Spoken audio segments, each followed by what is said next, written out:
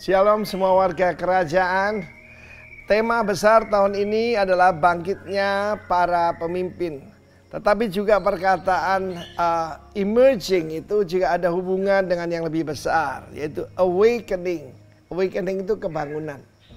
Juga ada outpouring, pencurahan Roh Kudus. Pak Niko memberi nama Pentakosta ketiga. Lalu awakening itu di Amerika sudah dicanangkan oleh Mike Evans. Yaitu ada the third great awakening. Yang pertama adalah waktu Jonathan Edwards 1720-1730. Lalu kemudian selanjutnya dilanjutkan oleh para revivalist yang lain. Dan ada yang ketiga, yaitu revival. Revival itu adalah kebangkitan rohani yang besar sekali. Jadi bukan cuma bangun, tapi dihidupkan dari antara orang mati. Dan saya menemukan ada satu ayat yang luar biasa, yaitu pada waktu Raja Salomo, dia menghadap Tuhan. Dan dia berkata, kalau engkau menutup langit sehingga tidak ada hujan. Indonesia sedang mendengar deru-deru daripada resesi. Itu menakutkan banyak orang. Dan saya sebagai hamba Tuhan yang saya melayani 40 tahun, saya mengerti sejarah kegerakan, sejarah awakening, revival. Indonesia mengalami revival yang pertama 1965. Yaitu ketika kita mengalami hampir saja bangsa ini pecah, saling membunuh. Dan kejadian yang sangat mengerikan 1965. Tetapi saudara yang kasih Tuhan, apa yang direncanakan jahat oleh iblis Tuhan bisa rubah jadi kebaikan. Dan ketika dia berdoa seperti itu, ada ayat dalam 1 Raja-Raja 8 ayat 37 yang berkata, ketika Tuhan bukan cuma menutup langit, tetapi ada penyakit sampar, kelaparan, penyakit gandum, belalang pelahap. Kalau dalam bahasa sekarang ya resesi itulah. Kalau ada tanaman kita dimakan belalang, Indonesia tidak seburuk dari negara-negara lain. Ini belum krisis moneter atau yang seperti tahun 98 ya, baru resesi. Tapi saya yakin dan percaya itu membuat manusia kembali pada Tuhan. Bagaimana membuat orang berdoa? Saya dulu tanya, Tuhan gimana sih caranya mengajak jemaat ini mencari wajah-Mu? Sekarang ada jawabannya, ketika menghadapi ketakutan. Ketika menghadapi takut akan kematian. People turn to God. Tapi dalam ayat 38 ada satu ayat yang dalam bahasa Indonesia tidak jelas. Di situ dikatakan the plague of their heart. Manusia mengenali yaitu penyakit atau sampar yang di dalam hatinya. Jadi bukan yang di luar ini, yang di dalam ini. Saya sampaikan dalam waktu-waktu yang lampau itu bagaimana ada virus-virus yang lebih bahaya daripada corona, yaitu percabulan, perzinahan dan sebagainya yang sedang terjadi, yaitu juga kekerasan, kekejaman. Karena itu saya katakan dalam minggu yang pertama ini memang akan ada kebangunan, tetapi juga akan ada introspeksi diri, memeriksa bukan cuma virus-virus, bukan swab test, bukan rapid test, tapi hard test. Karena itu dengan iman saya berani katakan corona ini memang kelihatan buruk, tetapi bisa juga mendatangkan bukan cuma corona akademi, tapi corona revival. Dengar ini. Demi nama Tuhan Yesus. Amin. Shalom, selamat pagi jemaat Tuhan. Kita berjumpa lagi pagi hari ini dalam ibadah kita. Dan sebelum kita mulai ibadah pagi hari ini, kita berdoa bersama-sama menyerahkan ibadah kita. Terima kasih Bapak, kami bersyukur buat pagi yang indah ini. Kami boleh menikmati hadirat-Mu Tuhan. Kami boleh diberi kesempatan untuk menikmati apa yang menjadi anugerah terbesar dalam kehidupan kami. Kami boleh berjumpa Raja di atas segala Raja. Terima kasih Bapak, dalam nama Yesus Kristus Tuhan kami menyerahkan ibadah kami. Amin.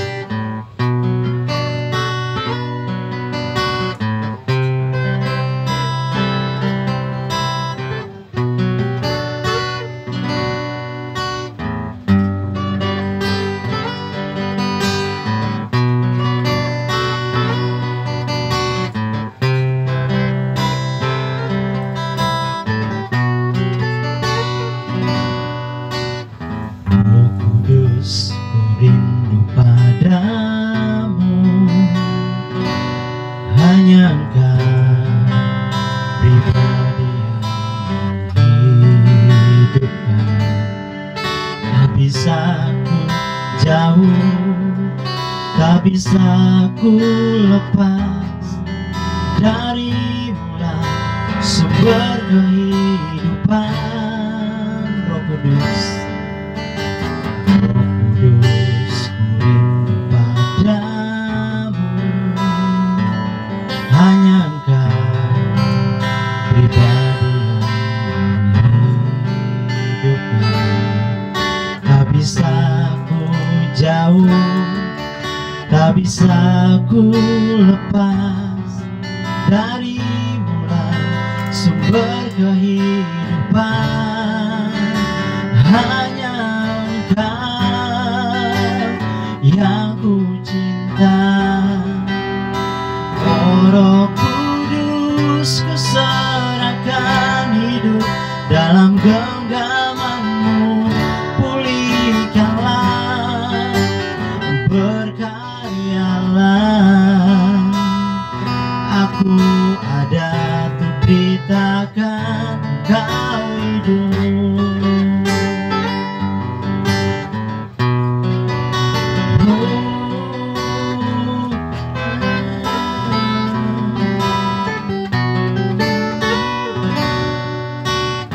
Roh Kudus, ku rindu padamu.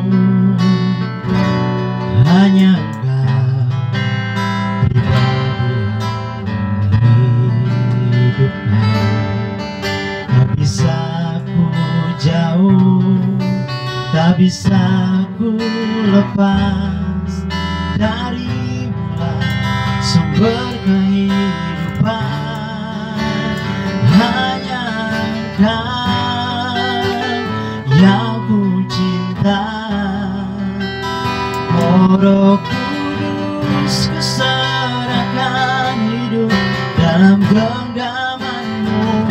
Pulihkanlah, berkaryalah. Aku ada untuk beritakan Engkau hidup.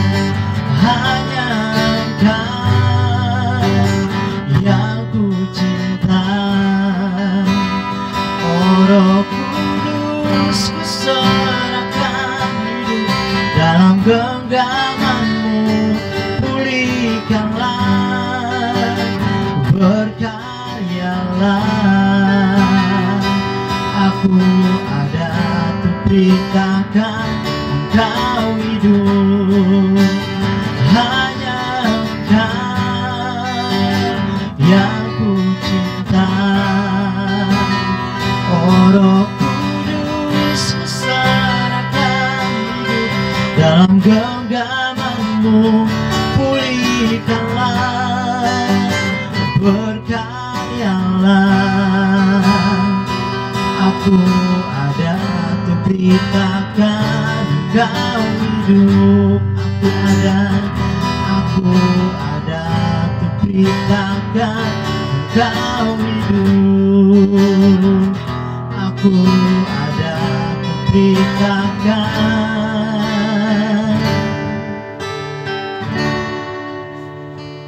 Engkau hidup.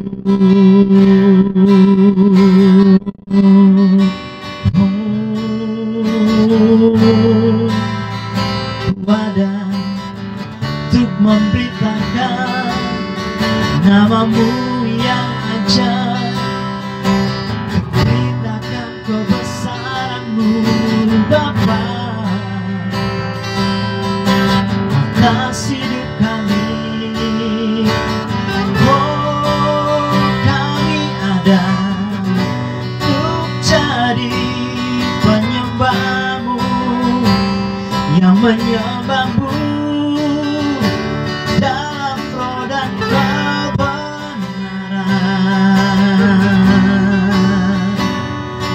Kami ada untuk bawa korban syukur.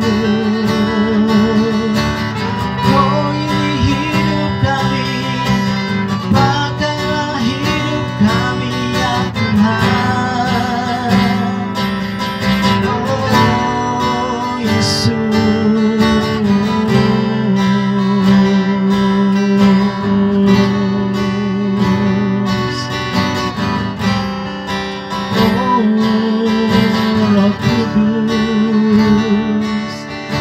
kami rindu,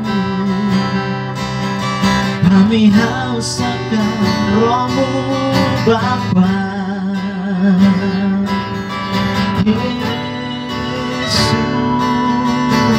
Yesus Tuhan.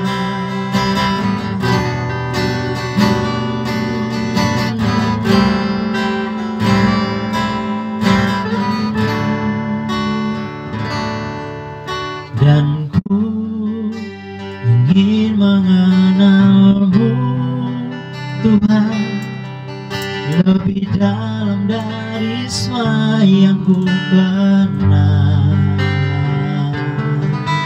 Tiada kasih yang melebihi-Mu, ku ada untuk mencari penyembah-Mu. Dan ku ingin mengenal-Mu Tuhan lebih dalam dari semua yang ku kenal. Tiada kasih yang melebihi-Mu, ku ada untuk mencari penyembah-Mu.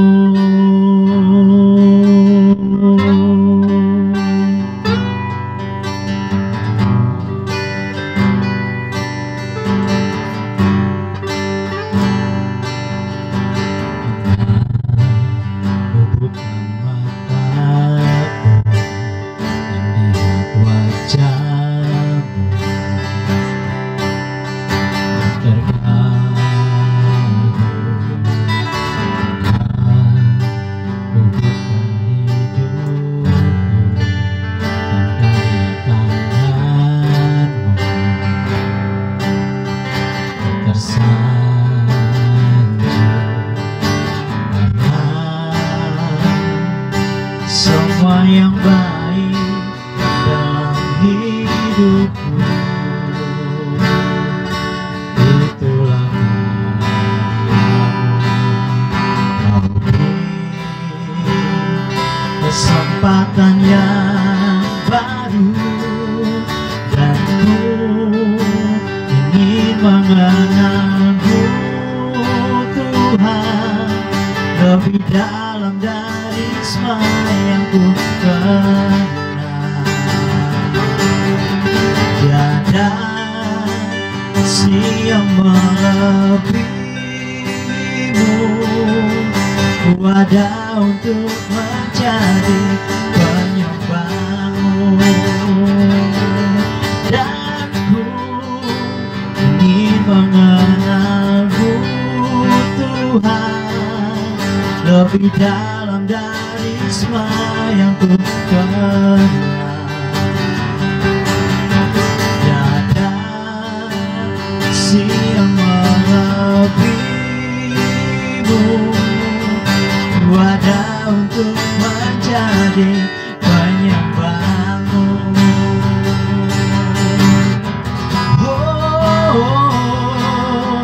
Dan ku ingin mengenal-Mu Tuhan lebih dalam dari semua yang ku kenal.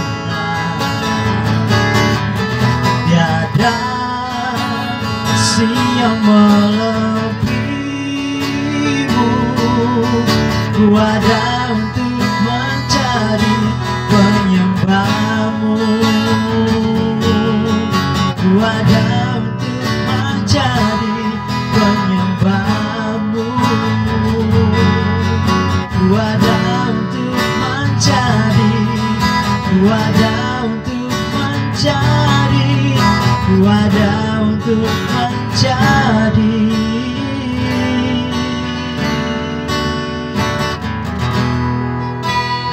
penyembah-Mu.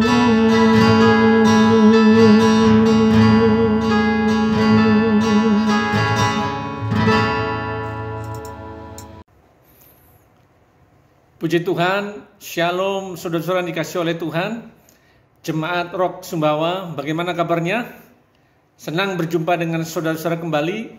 sekalipun hanya lewat ibadah online, tapi saya percaya tidak mengurangi bagaimana roh Tuhan akan terus bekerja di tengah-tengah setiap kehidupan saudara-saudara. Tidak terasa pada tahun ini kita sudah memasuki minggu pertama, yaitu bulan Oktober. Selama 3 bulan terakhir sampai Desember ini, kita akan belajar satu materi dengan tema movement atau tema pergerakan yang terus Tuhan kerjakan di tengah-tengah kita lewat Roh Kudus-Nya. Nah, saudara, saya ingin menyampaikan satu materi yang ada hubungannya dengan satu pergerakan. Materi yang saya ingin sampaikan adalah terus bergerak apapun yang terjadi dalam kehidupan di sekitar kita. Baik, sebelum kita akan mempelajari kebenarannya, saya ajak saudara untuk berdoa bersama-sama dengan saya. Bapa di surga, kami bersyukur untuk pagi yang indah ini, kami siap mendengarkan kebenaran-Mu. Kiranya Roh Kudus mengurapi setiap kami, sehingga setiap kebenaran, setiap kata-kata yang kami dengarkan pada pagi hari ini memberikan satu rema dalam kehidupan kami untuk kami melangkah sesuai dengan apa yang kami dengarkan lewat Roh Kudus pada pagi yang indah ini. Urapi setiap kami, dalam nama Tuhan Yesus Kristus kami siap mendengarkan kebenaran-Mu. Amin. Baik saudara, kita akan membuka Alkitab kita. Kita baca di dalam Kitab Kejadian pasal yang ke-32, ayat yang pertama dan kedua. Yakub melanjutkan perjalanannya, lalu bertemulah malaikat-malaikat Allah dengan dia. Ketika Yakub melihat mereka, berkatalah ia, "Ini bala tentara Allah." Sebab itu dinamanyalah tempat itu Mahanaim. Saudara, sebelum saya menjelaskan tentang ayat yang barusan kita baca, di Alkitab kita belajar bagaimana ketika Tuhan memanggil Abraham, maka Abraham melangkah bersama dengan Tuhan dari satu persinggahan kepada persinggahan berikutnya. Dan setiap kali Allah berbicara kepada Abraham, maka Abraham mendirikan satu mezbah yang diperuntukkan kepada Tuhan. Nah, ketika Tuhan membawa orang Israel keluar dari Mesir menuju tanah Kanaan melalui yang namanya padang gurun, maka saudara, ada satu hal yang Tuhan kerjakan di tengah-tengah kehidupan orang Israel melalui yang namanya tiang awan di pagi hari dan tiang api di malam hari untuk mereka bergerak dari satu tempat ke tempat yang lain. Nah, dari Abraham, orang Israel, dan tokoh-tokoh Alkitab yang lainnya memberikan sebuah teladan bagaimana kita mengiring Tuhan tidak boleh berhenti pada satu titik di mana kita merasa puas dengan Tuhan. Hati-hati saudara-saudara. Karena itu kita harus terus bergerak. Atau mungkin saudara berhenti ketika kita menghadapi satu problem yang sampai hari ini seluruh dunia dan saudara dan saya juga mengalaminya karena COVID-19 yang melanda bangsa kita bahkan seluruh dunia. Nah, banyak orang berhenti bergerak karena keadaan yang terjadi. Tapi saya memberitahu saudara-saudara, bersama dengan Tuhan, kita akan terus melakukan suatu pergerakan yang Tuhan inginkan di dalam kehidupan setiap kita. Oke, pertanyaannya saudara-saudara, Pak, kita ini bergerak kemana? Ya, mungkin Anda berkata, saya tidak tahu apa-apa tentang yang namanya pergerakan. Oke, saya akan bawa saudara-saudara untuk mengerti firman-Nya perlahan-lahan, ya, bahwa Tuhan membawa kita dalam sebuah pergerakan. Yang pertama adalah kita mengalami suatu pertumbuhan rohani ke arah Kristus. Karena waktu saya singkat, saya tidak membuka ayat-ayat buat kita, tetapi saya mau beritahu saudara-saudara, perjalanan kerohanian kita adalah terus bergerak. Bagaimana saudara-saudara dari hari ke hari kita mengarah ke arah Kristus. Bagaimana kehidupan karakter kita diubahkan dari hari ke hari untuk kita menjadi sama seperti Kristus. Mungkin kelihatannya itu sulit, tapi kalau saudara mau dengan pertolongan kuat kuasa Roh Kudus, maka perubahan ke arah Kristus lambat laun akan terjadi dalam kehidupan kita. Kemudian yang kedua, kita bergerak kemana? Meraih apa yang Tuhan janjikan. Bukankah dalam kehidupan ini saat saudara membaca Alkitab dari hari ke hari ada janji-janji Tuhan yang Dia berikan dalam kehidupan kita, saudara mencatat itu. Lalu saudara harus bergerak mengarah kepada janji-janji Tuhan yang Dia berikan dalam kehidupan kita. Apa tujuannya saudara? Supaya kita menikmati segala yang baik yang Tuhan sediakan bagi umatnya. Kemudian yang ketiga, kita bergerak untuk menjangkau jiwa-jiwa. Nah, justru dalam situasi yang seperti ini, bagaimana orang mengalami stres berat, depresi. Kenapa? Karena usaha mereka bangkrut, karena mereka di PHK, karena mereka tidak lagi bisa berusaha dan juga tidak bisa bekerja dengan baik. Nah, berita tentang pengharapan di dalam Kristus itu yang ditunggu-tunggu oleh setiap orang yang ada. Dengan hikmat yang Tuhan berikan dalam hidup kita, saya percaya kita bisa menjadi saluran berkat bagi banyak orang dalam situasi yang sangat sulit ini, saudara. Lalu yang terakhir tentang kita mau bergerak kemana? Kita meraih target-target atau sasaran yang Tuhan berikan. Ya, memang ada janji-janji Tuhan. Yang kedua tadi, meraih janji-janji Tuhan bagi hidup kita. Tetapi saudara-saudara, itu bisa berlaku 5 atau 10 tahun yang akan datang baru digenapi. Tetapi yang namanya target-target itu per 3 bulan, per setengah tahun atau per 1 tahun, kita bergerak ke sana. Ya, membuka gereja baru dan lain sebagainya. Itu sasaran atau target-target yang Tuhan mau, di mana kita bergerak bersama dengan Dia. Nah, saya mau beritahu saudara-saudara, pergerakan itu adalah satu tanda kehidupan. Ya, kalau orang yang stroke seluruh badannya, maka tidak ada bagian tubuhnya yang bisa digerakkan, saudara-saudara. Ada orang yang mengalami mati separuh, maka bagian yang separuh dari tubuhnya tidak bisa digerakkan. Nah, jemaat yang dikasihi oleh Tuhan, orang yang bergerak itu tandanya dia hidup secara rohani. Karena itu apapun yang terjadi, saudara tidak punya alasan untuk kita tidak bisa bergerak bersama dengan Tuhan. Nah, tadi kita membaca dari kitab Kejadian pasal yang ke-32, ayat yang pertama dan yang kedua. Sebelumnya saudara, pasal 31 kitab Kejadian, Tuhan memerintahkan supaya Yakub kembali ke sanak saudaranya, kepada keluarganya, ya, ketika dia sudah bekerja di pamannya sendiri yang bernama Laban selama kurang lebih 20 tahun. Nah, cuma Yakub punya satu masalah di dalam kehidupannya. Masalah Yakub untuk pulang dia nggak masalah, cuman hatinya dipenuhi dengan ketakutan karena peristiwa masa lalu dengan kakaknya yang bernama Esau. Mengapa saudara-saudara? Karena Yakub sudah mengambil dua bagian yang penting dalam kehidupan Esau. Yang pertama mengambil hak kesulungannya, lalu yang kedua mengambil berkat yang diberikan oleh bapaknya kepadanya. Tapi semua itu diambil oleh adiknya yang bernama Yakub. Nah, ketika Yakub ke rumah pamannya yang bernama Laban kurang lebih 20 tahun, maka Laban sangat diberkati oleh Tuhan dengan kehadiran Yakub yang bekerja di sana, saudara-saudara. Nah, pasal 31 Tuhan perintahkan Yakub kembali ke sanak keluarganya. Tetapi apa yang terjadi, saudara-saudara? Yakub masih menyimpan suatu ketakutan yang besar, takut dibunuh oleh kakaknya yang bernama Esau. Lalu apa yang terjadi? Saya mau baca ulang. Yakub melanjutkan perjalanannya.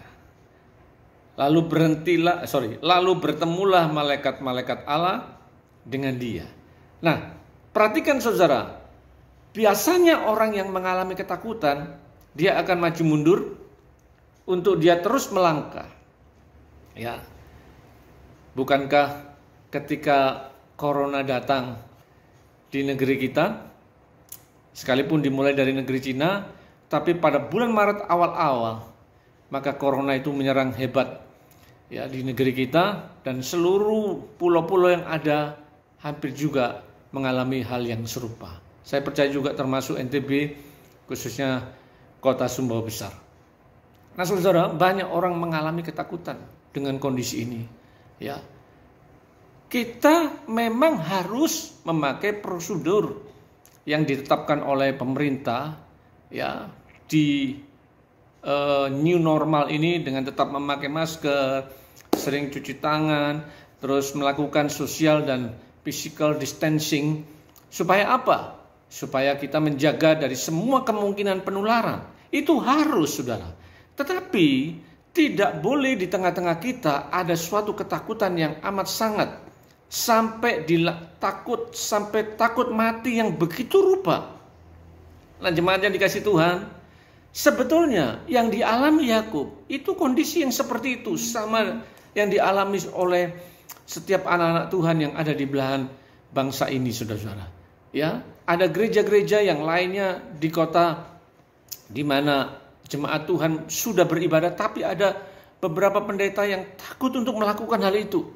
Ya, jemaat-jemaat sampai hari ini juga masih takut. Ya, di tempat saya mengembalakan, saudara, masih sekitar 30% jemaat sampai 40% yang beribadah. Lainnya, intinya walaupun memang anak-anak dilarang, tapi kebanyakan mereka mengalami satu kondisi ketakutan yang begitu rupa sampai mereka tidak bisa bergerak lebih jauh, saudara. Nah, Yakub bergerak sekalipun dia mengalami ketakutan. Dan apa yang terjadi, saudara? Ketika Yakub bergerak, Alkitab mengatakan apa? Dia bertemu dengan malaikat-malaikat Allah.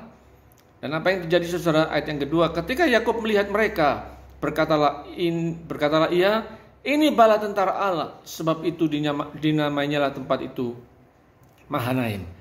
Nah, Tuhan yang kita sembah tahu kondisi seseorang. Ketika Yakub mengalami ketakutan, dia melihat ada malaikat yang seperti tentara menyertai dia.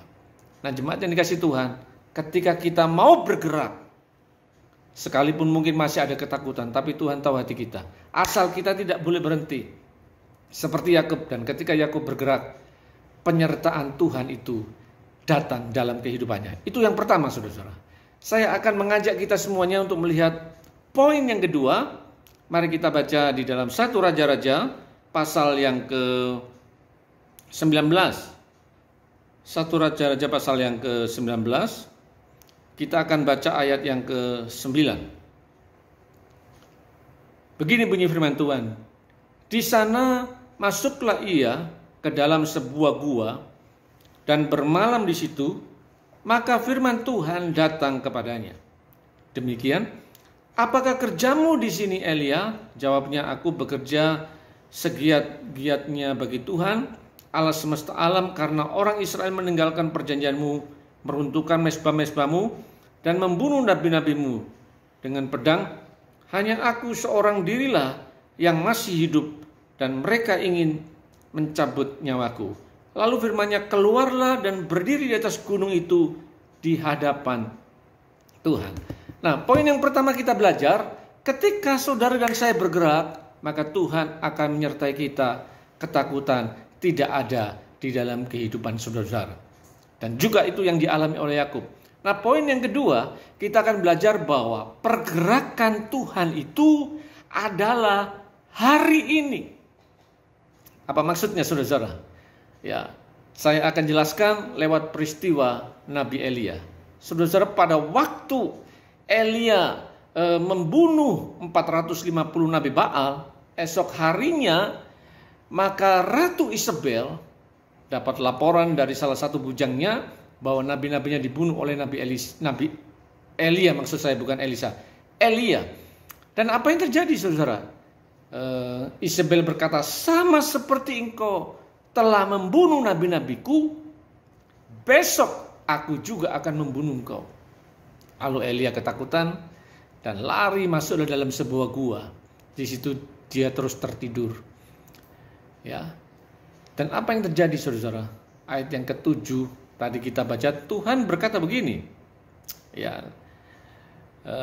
Maka firman Tuhan datang kepadanya, demikian, apakah kerjamu di sini, hei Elia?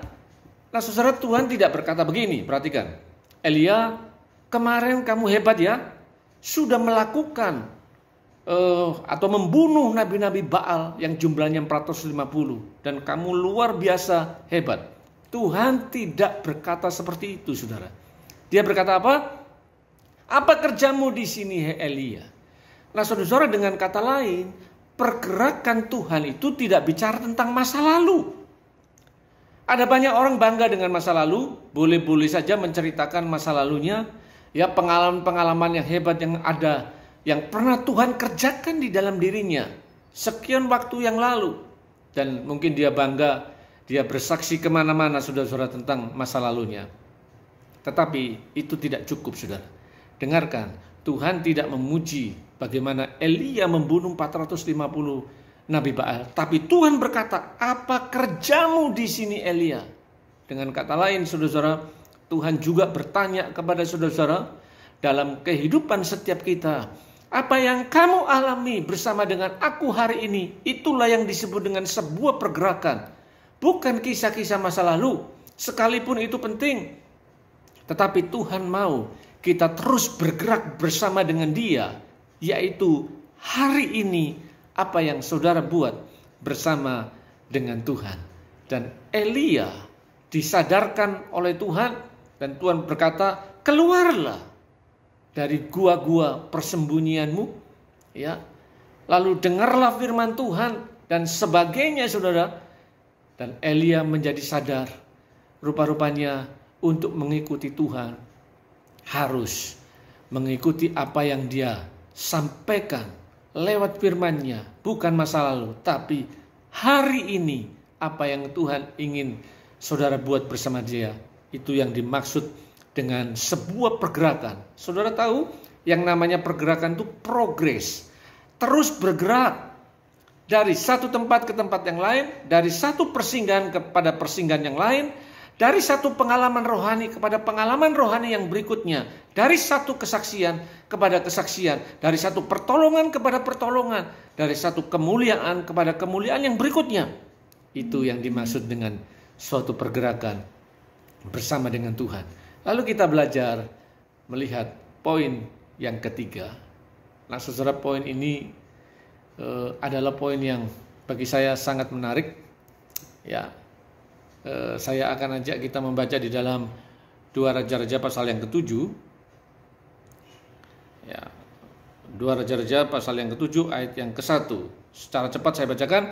Lalu berkatalah Elisa, dengarlah firman Tuhan.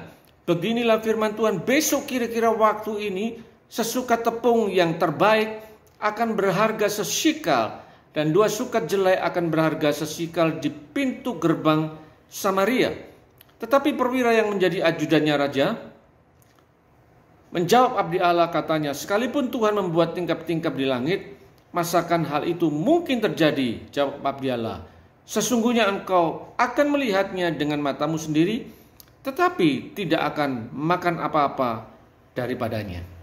Oke, sampai di sini saudara. Sebetulnya supaya saudara lebih jelas, baca seluruhnya dari 2 Raja-Raja pasal yang ke-7. Nah, saudara dikasih oleh Tuhan, kisah yang mendahuluinya dalam peristiwa ini adalah kisah yang sangat mengenaskan. Ya, pada waktu itu kondisi yang ada adalah kondisi yang bagi saya mungkin waktu saudara melewati zaman sekarang tidak pernah mengalami kondisi itu. Ya, kenapa?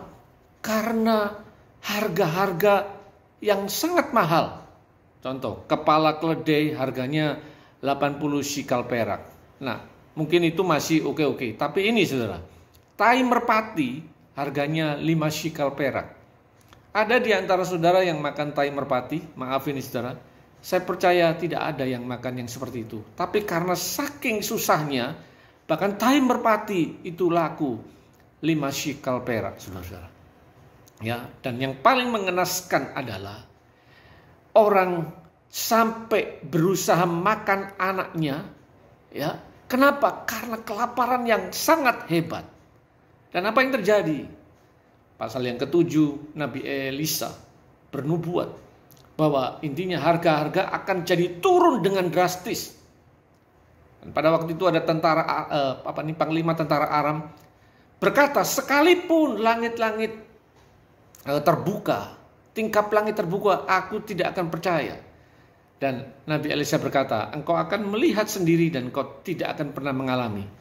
Nah, pada waktu itu di sana ada 4 orang kusta, saudara-saudara, yang ada di pintu gerbang.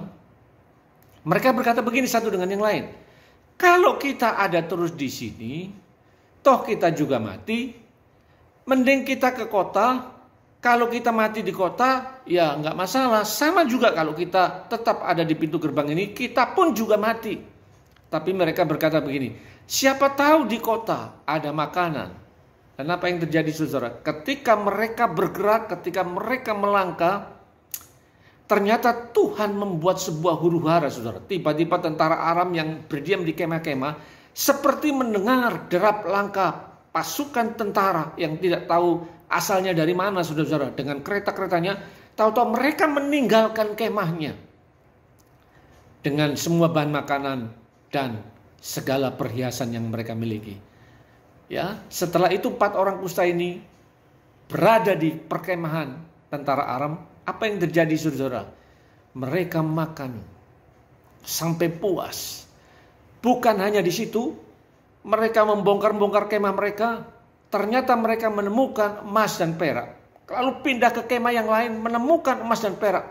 Kemudian mereka menjara begitu luar biasa. Ya.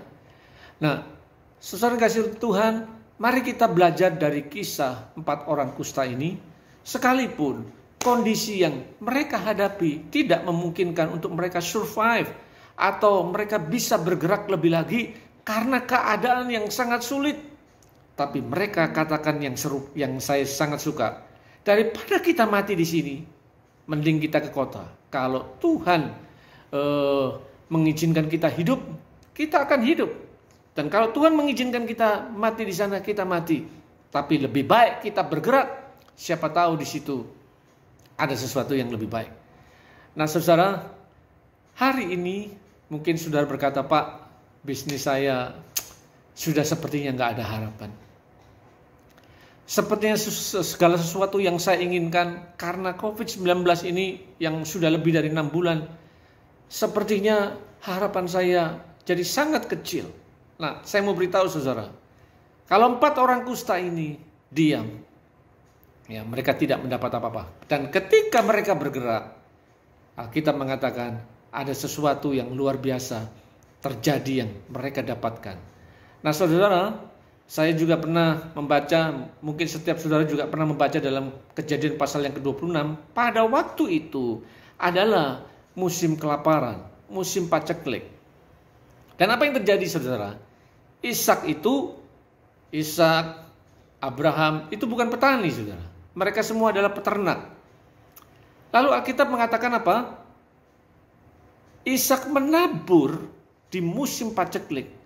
Menurut banyak orang, apa yang dilakukan oleh Ishak itu adalah blunder atau bunuh diri, sesuatu yang tidak mungkin. Bagaimana musim kering orang bisa menabur, menanam atau bercocok tanam?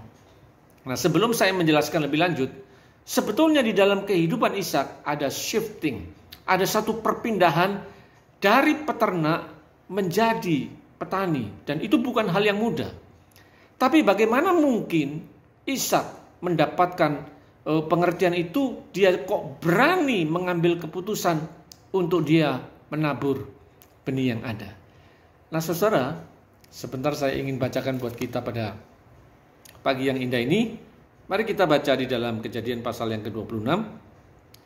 Saya ingin baca ayat yang ke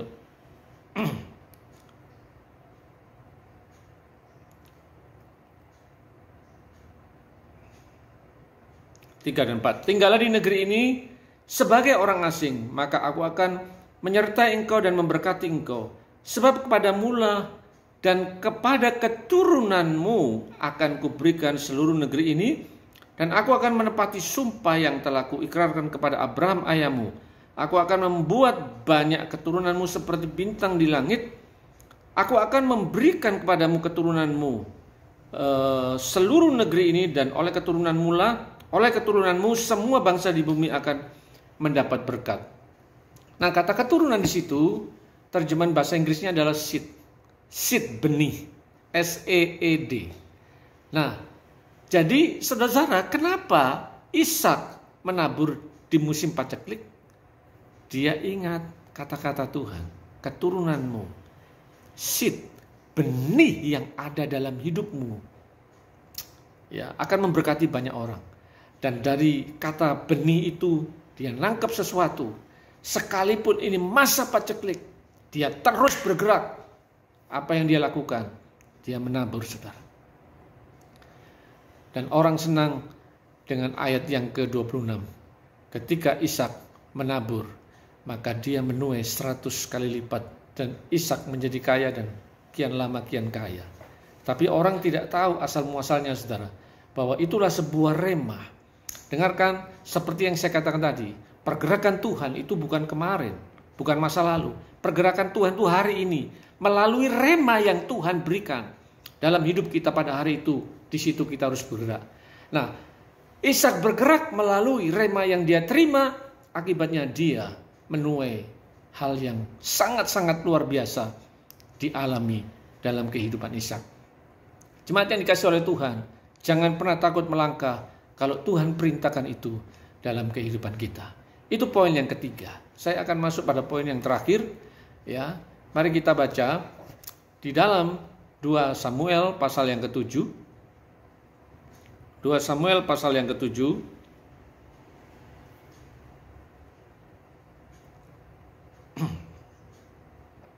Ayat yang pertama.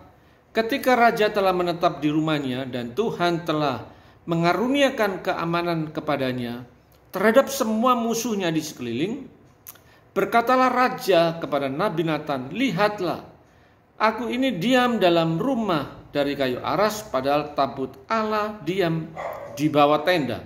Lalu berkatalah Nathan kepada raja, "Baik, lakukanlah segala sesuatu yang dikandung hatimu, sebab Tuhan menyertai engkau." Tetapi pada malam itu juga datanglah firman Tuhan kepada Nathan demikian, "Pergilah katakan kepada hambaku Daud, beginilah firman Tuhan, masakan engkau yang mendirikan rumah bagiku untuk ku diami?" Ayat yang ke-6, sudah selesai. Ayat yang ke-5 saya bacakan. "Pergilah katakanlah kepada hambaku Daud, beginilah firman Tuhan, masakan engkau yang mendirikan rumah bagiku untuk ku diami?" Oke. Ya. Nah, saudara-saudara, di poin yang terakhir ini saya mau menyampaikan begini, saudara-saudara. Daud sudah tinggal di istilahnya yang mewah, terbuat dari kayu aras yang sangat mewah. Tapi dia berpikir, sementara tabut Allah hanya tinggal atau berada di sebuah tenda yang sangat sederhana. Ya, dia ingin juga menempatkan tabut Allah di satu tempat yang cukup bagus. Nah, itu niat hati. Lalu Nabi Nathan berkata begini, "Lakukan niat hati Tuanku, sebab itu semua berasal daripada Tuhan." Dan saudara, tetapi Tuhan tidak mengizinkan di mana Raja Daud membangun bait Allah. Kenapa? Karena tangan Daud ini berlumuran darah, membunuh banyak orang. Karena itu bukan dia yang membangun, tapi keturunannya yang bernama Salomo yang akan membangun tabut Allah. Yang akan membangun bait Allah. Nah, perhatikan begini, saudara. Saya suka apa yang dikatakan oleh Nabi Nathan. Lakukanlah niat hati Tuanku. Nah, saudara, orang yang bergerak bersama dengan Tuhan, dia akan berusaha melakukan niat hati yang timbul dari dalam pikirannya atau dalam hatinya untuk melakukan yang terbaik bagi Tuhan. Sekalipun Raja Daud tidak diizinkan untuk membangun tabut Allah, tapi ide yang membangun bait Allah, ide pertama untuk membangun bait Allah itu bukan dari Salomo, tapi dari Raja Daud, yang mana ada niat hati yang daripada Tuhan yang ditaruh di dalam hati dan pikirannya. Nah, saudara-saudara, di musim COVID ini ada banyak orang membutuhkan ularan tangan kita. Saya bersaksi, saudara-saudara, kira-kira bulan 4 sampai bulan yang ke-6, karena tidak banyak kegiatan di rumah, istri saya terus belajar membuat kue. Dari orang yang tidak biasa membuat kue, tiba-tiba dia belajar sampai bisa membuat 15 macam kue-kue yang ada. Nah, ya, pertama supaya kami semua tidak boros keluar makan di luar, ya, dan juga kurang aman. Lalu dari hasil yang dia buat, memang awal-awalnya saudara nggak terlalu bagus, kurang enak, tapi lama-kelamaan jadi bagus, jadi enak, ya. Lalu ada yang orang mau beli dan sebagainya. Nah, yang saya ingin bagikan buat saudara-saudara adalah ketika roti-roti itu sudah jadi dibuat, tiba-tiba dalam diri atau hati istri saya timbul keinginan untuk membagi kepada orang-orang yang ada di sekitar tempat tinggal kami. Salah satunya di depan rumah kami ada Alfamart. Pegawai-pegawai Alfamart hampir 3-4 hari sekali itu dapat kue-kue. Mereka sampai ingin membalas. Dan satu kali mereka membalas, mereka memberi salah satu merek kopi yang diberikan buat kami. Lalu tetangga, anak-anak mahasiswa yang kontrak di sebelah rumah kami, hampir 2-3 hari sekali mereka dapat, ya, dari situasi di mana mungkin mereka tidak dapat kiriman uang lebih, tetapi niat hati yang ditaruh oleh Tuhan dibagi banyak orang.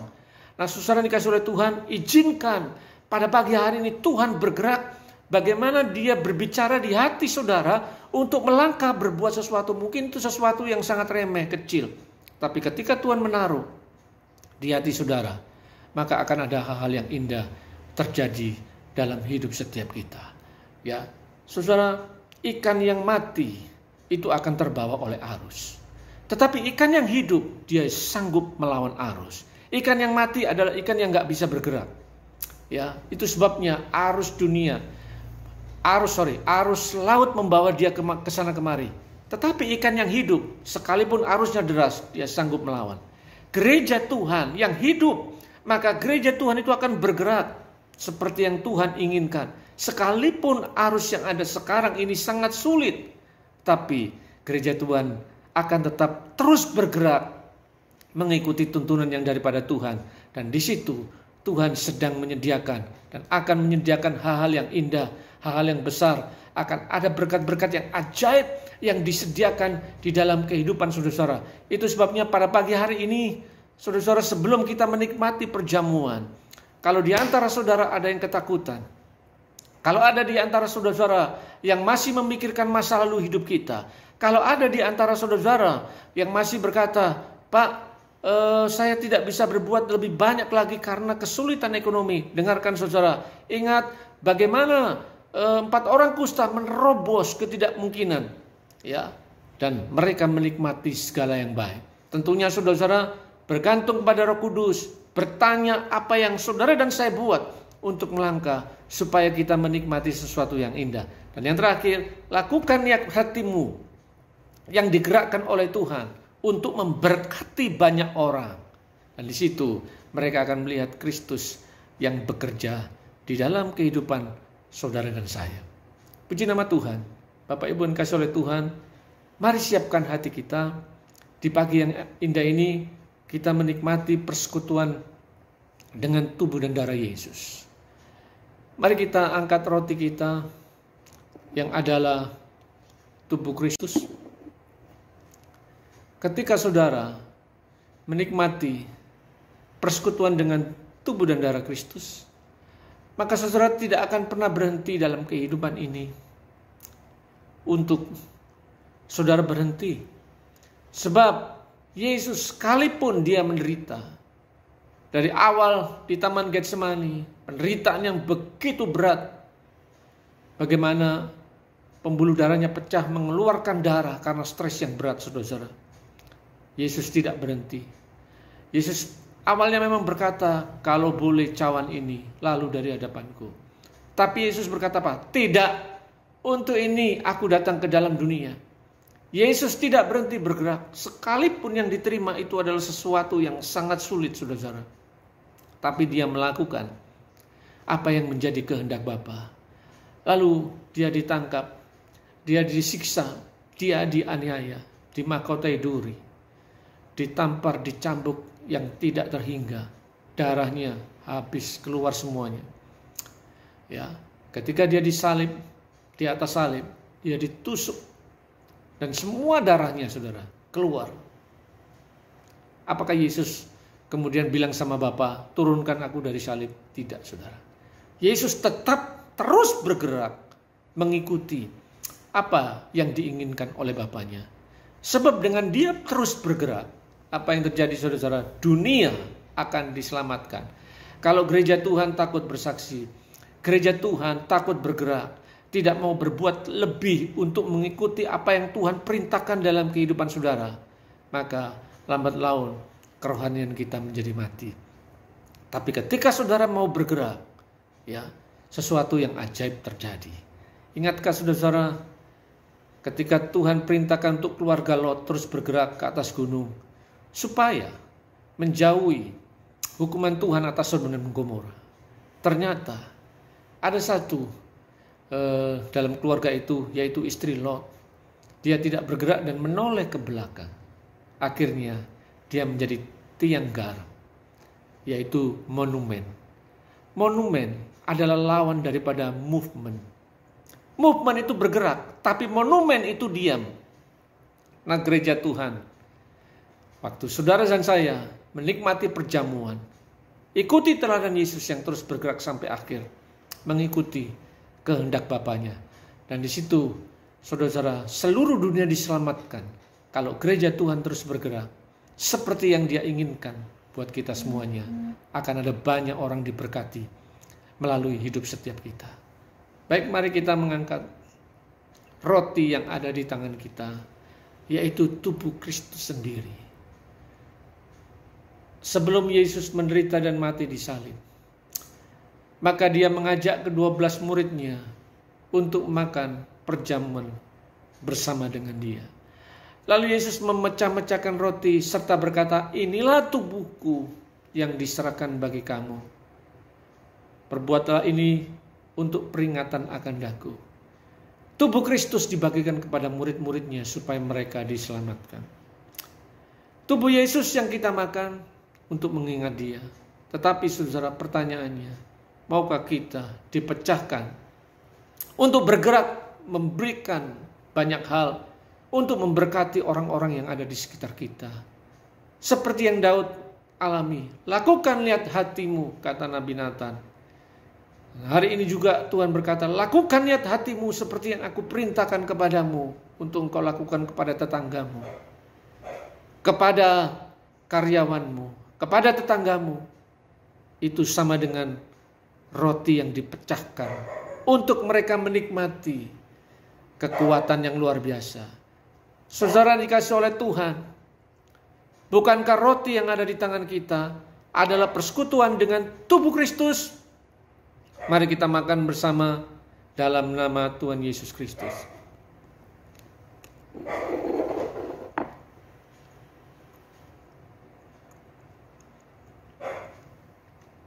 Mari kita angkat cawan yang adalah tubuhnya. Lalu Yesus mengambil cawan serta berkata kepada murid-murid, "Inilah darahku yang diserahkan oleh karena segala pemberontakanmu.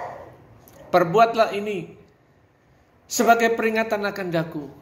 Saudara dikasih oleh Tuhan, darah Yesus yang menyucikan kita, darah Yesus yang melayakkan untuk kita terus melangkah. Kita tidak bisa melangkah karena tuduhan-tuduhan setan, tapi hari ini ketahuilah bahwa darah Yesus Kristus menyucikan kita yang membuat kita terus bergerak bersama dengan Dia. Karena itu jangan pernah ragu, sebab Tuhan sudah menyucikan hidup kita ketika kita minta ampun kepadanya. Jemaat yang dikasih oleh Tuhan, bukankah cawan pengucapan syukur yang ada di tangan kita adalah persekutuan dengan darah Yesus? Mari kita nikmati di dalam nama Yesus.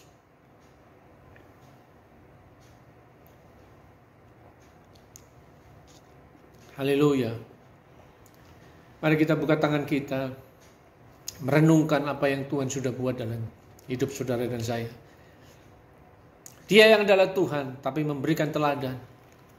Yesus yang bergerak dari satu kota ke kota, desa ke desa untuk memberitakan Injil. Sekalipun ada banyak penentang, tapi Dia terus melakukan kehendak Bapa sampai akhirnya. Gereja Tuhan, apapun yang terjadi, kita juga mengalami kesulitan, penderitaan, bahkan penganiayaan. Tapi melangkahlah terus bersama dengan Tuhan. Sebab Dia yang memanggil adalah Tuhan yang setia. Dia akan memperlengkapi hidup kita dengan perkara-perkara yang luar biasa yang Dia kerjakan buat saudara dan saya. Angkat tangan saudara-saudara, saya akan melepaskan doa berkat buat jemaat di Sumbawa. Saudara dikasih oleh Tuhan, teruslah bergerak bersama dengan Bapa di surga melalui tuntunan kuasa Roh Kudus supaya Yesus dimuliakan dan gereja di Sumbawa sebagai gereja apostolik, gereja yang diutus yang bergerak seperti yang Tuhan inginkan. Dan ketika gereja di Sumbawa bergerak, maka kekuatan demi kekuatan akan mengalir dalam hidupmu. Semua berkat ini akan menjadi bagian dalam kehidupan saudara. Dalam nama Tuhan Yesus Kristus yang percaya berkata, amin. Tuhan Yesus memberkati.